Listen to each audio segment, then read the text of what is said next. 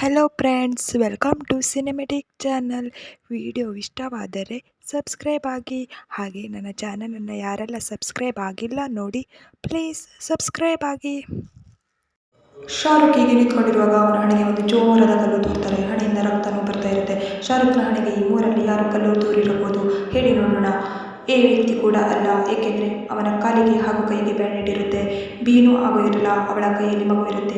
C ವ್ಯಕ್ತಿನೇ ಕೈಯ ಕಾಲಿ ಇರುತ್ತೆ, ಹಾಗಾಗಿ ಶಾರುಖ್ನ ತಲೆಗೆ ಸಿ ವ್ಯಕ್ತಿ ಕಲ್ಲು ತೂರಿರಬಹುದು.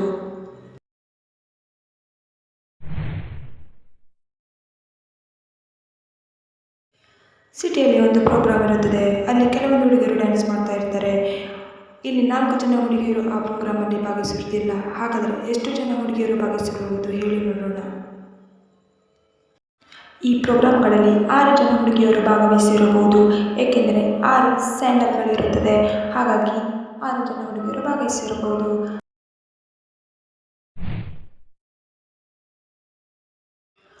ಒಂದು ಟೇಬಲ್ನಲ್ಲಿದ್ದ ಹೂವಿನ ಪಾಟ್ ಬಿದ್ದಿರುತ್ತೆ. ಈ ಮೂವರಲ್ಲಿ ಯಾರು ಹೂವಿನ ಪಾಟನ್ನು ಬಿಡಿಸಿರಬಹುದು ಹೇಳಿ ನೋಡೋಣ. ಸಿ ವ್ಯಕ್ತಿ, ಯಾಕೆಂದರೆ ಅವನ ಕೈಯಲ್ಲಿ ಹಾಗೂ ಹೂವಿನ ಪಾಟಿನಲ್ಲಿ ರಕ್ತವಿರುತ್ತದೆ. ಹಾಗಾಗಿ ಸಿ ವ್ಯಕ್ತಿ ಹೂವಿನ ಪಾಟ್ ಬಿಡಿಸಿರಬಹುದು. ಹಾಗಿದ್ರೆ ನಿಶಾ ಎಂಬ ಹುಡುಗಿ ಫೇಮಸ್ ಆ್ಯಕ್ಟರ್ ಆಗಿರ್ತಾಳೆ. ಅವಳು ಸ್ವಲ್ಪ ಹೊತ್ತು ನೋಡಿದ ನಂತರ ಡೆತ್ ಆಗಿ ಬಿದ್ದಿರುತ್ತಾಳೆ. ಅವಳು ಮರ್ಡರ್ ಆಗಿರುತ್ತಾ ಏನು ಸೂಸೈಡ್ ಆಗಿರುತ್ತಾ ಹೇಳಿ ನೋಡೋಣ. ಅವಳು ಸೂಸೈಡ್ ಮಾಡ್ಕೊಂಡಿರುತ್ತಾಳೆ. ಹೇಗೆಂದರೆ ಬಾಗಿಲು ಡೋರ್ ಹಾಕಿ ಅವಳು ಬಾಚಣಿಕೆನ ಸೈಡ್ ಇಟ್ಟಿದ್ದ ಹಾಗಿರುತ್ತದೆ. ಮರ್ಡರ್ ಮಾಡಲಿಕ್ಕೆ ಯಾರಾದರೂ ಬಂದರೆ ಡೋರ್ ಓಪನ್ ಆಗಿ ಬಾಚಣಿಕೆ ಬಿದ್ದಿರುತ್ತಿತ್ತು.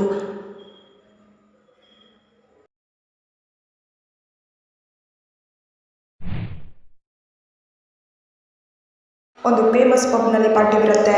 ಅಲ್ಲಿ ಕೆಲವೊಂದು ಜೋಡಿಗಳು ಡ್ಯಾನ್ಸ್ ಮಾಡ್ತಾ ಇರ್ತಾರೆ. ಪಾರ್ಟಿಯ ಮಧ್ಯರಾತ್ರಿಯಲ್ಲಿ ಕ್ಯಾರಲ್ ಎಂಬ ವ್ಯಕ್ತಿ ವಾಶ್ರೂಮ್ಗೆ ಹೋದಾಗ ಅವನ ಮರ್ಡರ್ ಆಗಿರುತ್ತೆ. ಮಾರನೇ ದಿನ ಪಬ್ ವೇಟರ್ ವಾಶ್ರೂಮ್ಗೆ ಹೋದಾಗ ಕ್ಯಾರಲ್ನ ಡೆತ್ ಆಗಿರೋದನ್ನು ನೋಡ್ತಾನೆ. ತಕ್ಷಣ ಮೆಹುನ್ಗೆ ಕಾಲ್ ಮಾಡ್ತಾನೆ. ಮೆಹುನ್ ಈ 3 ವ್ಯಕ್ತಿಗಳನ್ನು ಅನುಮಾನ ಬರುತ್ತೆ. ಈ 3 ವ್ಯಕ್ತಿಗಳ ಹೇಳಿಕೆಗಳನ್ನು ತೆಗೆದುಕೊಳ್ತಾನೆ. ರೋಬೋಟ್ ಹೇಳ್ತಾನೆ, ನಾನು ಇಡೀ ರಾತ್ರಿ ನನ್ನ ಹುಡುಗಿ ಜೊತೆ ಡ್ಯಾನ್ಸ್ ಮಾಡ್ತಾ ಇದ್ದೆ. ಫಂಕ್ಷನ್ ಮುಗಿದ ಮೇಲೆ ನಾವು ಮನೆಗೆ ಹೋಗಿದ್ದು ಹೇಳ್ತಾನೆ. ಪೇಟೆ ಹೇಳ್ತಾನೆ, ಕೊಲೆಗೆ ಮುನ್ನ ನಾವು ಮನೆಗೆ ಹೋಗಿದ್ದೆ. ದಾರಿಯಲ್ಲಿ ನನ್ನ ಕಾರ್ ಕೆಟ್ಟು ಹೋಗಿ ಮೆಕ್ಯಾನಿಕ್ನ ಕರೆಸಿದ್ದೆ. 3ನೇ ವ್ಯಕ್ತಿ ರೋನ್ ಹೇಳ್ತಾನೆ, ಸರ್ ನಾನು ಇಡೀ ರಾತ್ರಿ ಬಾರ್ನಲ್ಲಿದ್ದೆ, ನನಗೇನು ಗೊತ್ತಿಲ್ಲ ಅಂತ ಹೇಳ್ತಾನೆ. ಹಾಗಿದ್ರೆ ಯಾರಿರಬಹುದು ಕ್ಯಾರಲ್ನ ಕೊಂದವರು? ಪೇಟೆನೇ ಕೊಲೆ ಮಾಡಿರಬಹುದು, ಏಕೆಂದರೆ ಅವನು ಹೇಳಿದ ಹಾಗೆ ಕೊಲೆಯಾಗುವ ಮುನ್ನ ಮನೆಗೆ ಹೋಗಿದ್ದೆ ಎಂದು ಹೇಳುತ್ತಾನೆ. ಹಾಗಾದರೆ ಕೊಲೆಯಾಗಿದ್ದು ಪೇಟೆಗೆ ಹೇಗೆ ಗೊತ್ತಾಯಿತು? ಈ 2 ಹುಡುಗಿಯರು ಆ ಮಗುವಿಗೆ ಹೊಡಿತಾ ಇರ್ತಾರೆ. ಆ ಮಗುವಿನ ನಿಜವಾದ ತಾಯಿ ಇಬ್ಬರಲ್ಲಿ ಯಾರು ಎಂದು ಹೇಳಿ ನೋಡೋಣ. ಸೋಫಿನಾ ಆ್ಯಂಡ್ ಆರ್ಯನಾ.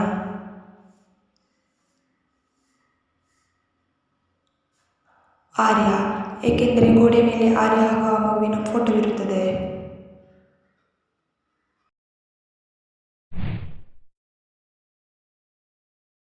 ಮೂರು ಜನ ಹುಡುಗರು ಚೆಂಡನ್ನು ಆಡ್ತಾ ಇರ್ತಾರೆ. ಆ ಚೆಂಡು ಹೋಗಿ ಜಿಂಕೆಗೆ ತಾಗುತ್ತೆ. ಆ ಜಿಂಕೆಗೆ ಚೆಂಡನ್ನು ತಾಗಿಸಿದವರು ಯಾರು ಎಂದು ಹೇಳಿ ನೋಡೋಣ. ಆ 3 ಜನ ವ್ಯಕ್ತಿಗಳಲ್ಲಿ ಒಬ್ಬ ವ್ಯಕ್ತಿ ಆ ಜಿಂಕೆಗೆ ಚೆಂಡನ್ನು ತಾಗಿಸಿರಬಹುದು. ಎನಾ ಅಥವಾ ಬಿನಾ ಅಥವಾ ಸಿನಾ? ಯೋಚನೆ ಮಾಡಿ ಹೇಳಿ.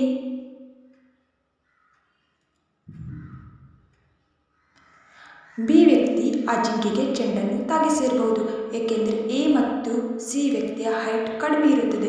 ಬಿ ವ್ಯಕ್ತಿಯ ಹೈಟ್ ಹೆಚ್ಚಾಗಿರುವುದರಿಂದ ಬಿ ವ್ಯಕ್ತಿ ತಾಗಿಸಿರಬಹುದು. ನೇಹಾಂತ್ ಹೀಗೆ ನಿಂತ್ಕೊಂಡಿರುವಾಗ ಅವನ ಮೇಲೆ ನೀರು ಹಾಕುತ್ತಾರೆ. ಯಾರಿರಬಹುದು ಈ 3 ವ್ಯಕ್ತಿಗಳಲ್ಲಿ ನೇಹಾಂತ್ ಮೇಲೆ ನೀರು ಹಾಕಿದವರು ಹೇಳಿ ನೋಡೋಣ. ಎನಾ ಅಥವಾ ಬಿನಾ ಅಥವಾ ಸಿನಾ? ಬಿ ವ್ಯಕ್ತಿ, ಯಾಕಂದರೆ ಅವನ ಬಾಟಲ್ ಖಾಲಿ ಹಾಗೂ ಮುಚ್ಚಳ ತೆಗೆದಿರುತ್ತೆ.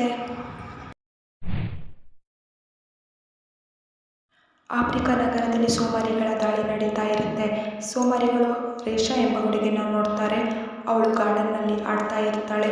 ಸೋಮಾರಿಗಳು ಸಮೀಪಿಸುತ್ತಿರುವುದನ್ನು ನೋಡಿ ಭಯಗೊಂಡು ಓಡುತ್ತಾಳೆ. ಸೋಮಾರಿಗಳು ಆ ರೇಷಾ ಎಂಬ ಹುಡುಗಿನನ್ನು ಅನುಸರಿಸುತ್ತಾ ಹೋಗುತ್ತಾರೆ. ರೇಷಾ ಎಂಬ ಹುಡುಗಿ ತುಂಬ ಭಯಗೊಂಡು ಈ ಸೋಮಾರಿಗಳಿಂದ ಹೇಗೆ ನಾನು ತಪ್ಪಿಸಿಕೊಳ್ಳಬಹುದು ಎಂದು ಯೋಚನೆ ಮಾಡ್ತಾ ಇರ್ತಾಳೆ. ಕೊನೆಗೆ ಒಂದು ಬಿಲ್ಡಿಂಗ್ ತಲುಪುತ್ತಾಳೆ. ಇಲ್ಲಿ ರೇಷಾ ಹೆಲಿಕಾಪ್ಟರ್ಗಾಗಿ ಮೆಟ್ಟಿಲುಗಳನ್ನು ಹತ್ತಬೇಕು ಮತ್ತು ಸೋಮಾರಿಗಳಿಂದ ತಪ್ಪಿಸಿಕೊಳ್ಳಬೇಕು. ನೀವು ಹೇಳಬಲ್ಲಿರಾ ಅವಳು ಎಷ್ಟು ಮೆಟ್ಟಿಲುಗಳನ್ನು ಹತ್ತಿ ಹೆಲಿಕಾಪ್ಟರ್ ಹಿಡಿಯಲು ಏರಬೇಕಾಗುತ್ತದೆ? ಉತ್ತರ 6, ಏಕೆಂದರೆ ಟೆರೆಸ್ ತಲುಪಲು ಈ 6 ಪ್ರಯತ್ನಗಳನ್ನು ತೆಗೆದುಕೊಳ್ಳುತ್ತಾಳೆ. ಮೆಹುಲ್ ಕಾಡಿನಲ್ಲಿ ಅಲೆದಾಡ್ತಾ ಇರ್ತಾನೆ. ಅವನು ಜಾಕೆಟ್, ಟೊಪ್ಪಿ ಮತ್ತು ರಬ್ಬರ್ ಬೂಟುಗಳನ್ನು ಧರಿಸಿಕೊಂಡು ಒಂದು ಹಳೆಯ ಅರಮನೆಗೆ ಬರುತ್ತಾನೆ. ಅರಮನೆಗೆ ಹೋಗಿ ಸುತ್ತಲೂ ನೋಡತೊಡಗುತ್ತಾನೆ. ಅವನಿಗೆ 3 ಬಾಗಿಲು ಅಡ್ಡ ಬರುತ್ತದೆ. 1ನೇ ಬಾಗಿಲಲ್ಲಿ ಹೈ ಟೆಂಪರೇಚರ್ ಇರುತ್ತದೆ, 2ನೇ ಬಾಗಿಲಲ್ಲಿ ಆಳವಾದ ಬಾವಿವಿರುತ್ತೆ, ಹಾಗೆ 3ನೇ ಬಾಗಿಲಲ್ಲಿ ಎಲೆಕ್ಟ್ರಿಷಿಯನ್ವಿರುತ್ತದೆ. ಮೆಹುಲ್ ಯಾವ ಬಾಗಿಲನ್ನು ಆಯ್ಕೆ ಮಾಡಿಕೊಂಡಿರುತ್ತಾನೆ ಹೇಳಿ ನೋಡೋಣ. ಈ 3 ಬಾಗಿಲಲ್ಲಿ ಅವನು ಒಂದು ಬಾಗಿಲನ್ನು ಆಯ್ಕೆ ಮಾಡಿಕೊಂಡಿರುತ್ತಾನೆ. ಅದು ಯಾವುದು ಬಾಗಿಲಂತ ನೀವು ಹೇಳಬಲ್ಲಿರಾ? ಮೆಹುಲ್ 3ನೇ ಬಾಗಿಲನ್ನು ಆಯ್ಕೆ ಮಾಡಿಕೊಂಡಿರುತ್ತಾನೆ, ಏಕೆಂದರೆ ಅವನು ರಬ್ಬರ್ ಶೂ ಧರಿಸಿರುತ್ತಾನೆ. ಮೆಹುಲ್ ಆನ್ಲೈನ್ನಲ್ಲಿ ಕೆಲವು ಉತ್ತಮ ಬೀಚ್ಗಳನ್ನು ನೋಡಲು ಪ್ರಾರಂಭಿಸುತ್ತಿರುತ್ತಾನೆ. ಕೊನೆಗೆ ಒಂದು ಬೀಚ್ನ ಚಿತ್ರ ಆಯ್ಕೆ ಮಾಡಿಕೊಳ್ಳುತ್ತಾನೆ. ಬೀಚ್ಗೆ ಹೋಗಲು ನಿರ್ಧಾರ ಮಾಡುತ್ತಾನೆ. ಈ ಬೀಚ್ನ ಚಿತ್ರ ಸರಿಯಾಗಿ ನೋಡಿ, ಇದು ರಿಯಲಾ ಆರ್ ಫೇಕಾ ಅಂತ ಹೇಳಿ ನೋಡೋಣ. ಗಾಳಿ ಕೂಡ ಎಡದಿಕ್ಕಿನಲ್ಲಿ ಬೀಸುತ್ತಿದೆ.